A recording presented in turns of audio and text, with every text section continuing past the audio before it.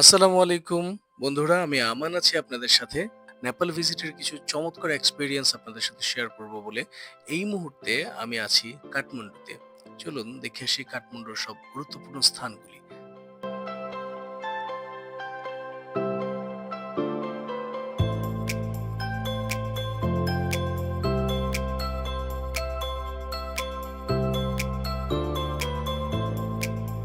এই মুহূর্তে আমরা যাচ্ছি কাঠমান্ডুর যে ইউনেস্কো ঘোষিত ওয়ার্ল্ড হেরিটেজ সাইটের একটি সাইটে, যেটির নাম হচ্ছে শম্ভুনাথ টেম্পল বা মাঙ্কি টেম্পল নামেও কিন্তু অনেকে এই জায়গাটিকে চেনেন। এটিকে মাঙ্কি টেম্পল বলার কারণ নিশ্চয়ই বুঝতে পারছেন। প্রচুর মাঙ্কি আছে, প্রচুর বানর আছে এই টেম্পলে। শম্ভুনাথ টেম্পল থেকে দাঁড়িয়ে আপনি কাঠমান্ডুর পুরো ভিউটা দেখতে পাবেন। কাঠমান্ডুর যে শহরটি আছে আপনি কিন্তু এখান থেকে একদম পরিষ্কারভাবে দেখতে পাবেন, এবং দেখতে পাবেন এখানের চমৎকার নির্মাণ শৈলী। দেখতে পাবেন 2000 বছর আগে প্রতিষ্ঠিত একটি টেম্পল কিভাবে এখনো দাঁড়িয়ে থাকে। যদিও 2015 সালে ভূমিকম্পে বেশ ক্ষতিগ্রস্ত হয়েছিল, এখনো বেশ কিছু সংস্কার চলছে। প্রচুর পরিমাণে বিদেশিরা আসেন এই ওয়ার্ল্ড হেরিটেজ জায়গাটি দেখার জন্য।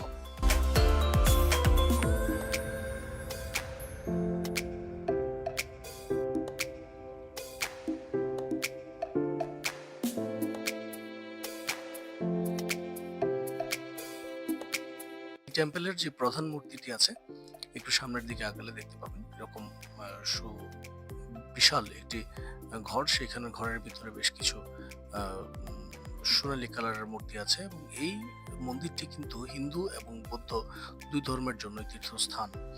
অনেকেই এখান থেকে এই ধরনের পাহাড়ি জিনিসপত্রগুলি কিনে থাকেন। নর্মালি বিভিন্ন ধরনের কাঁসার ছুরি, বৌদ্ধের বিভিন্ন ধরনের মূর্তি এবং বিভিন্ন ধরনের ধর্মীয় কলাকৌশলী জিনিসপত্র এখান থেকে শখ করে অনেকেই নিয়ে আসেন।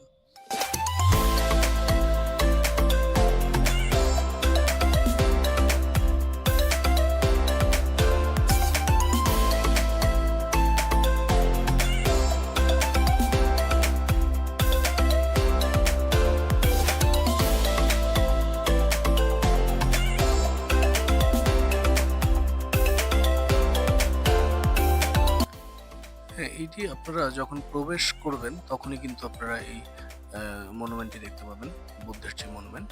এবং আপনারা বুঝতেই পারছেন কেন এটাকে মাঙ্কি টেম্পল বলা হয়। প্রচুর বানর আছে এখানে, সো একটু চলাফেরা একটা সাবধান। এখন যে জায়গাটি দেখতে পাচ্ছেন সেটা হচ্ছে দরবার স্কোয়ার। এখানে মূলত মল্ল রাজাদের শাসন আমলে এই এই জায়গাটিকে সবচেয়ে বেশি সমাদৃত হয়েছে।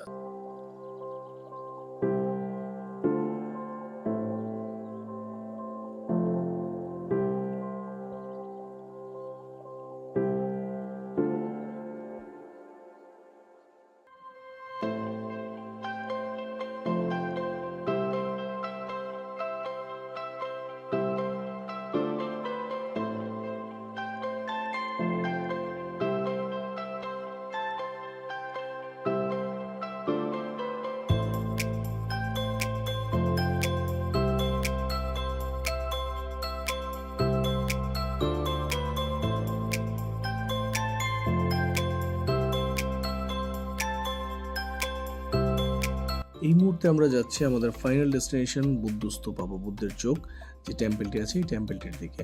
এই টেম্পলটিও খুবই সুন্দর এবং আসলে নেপালের যথারীতি খুবই টেম্পলের শহর।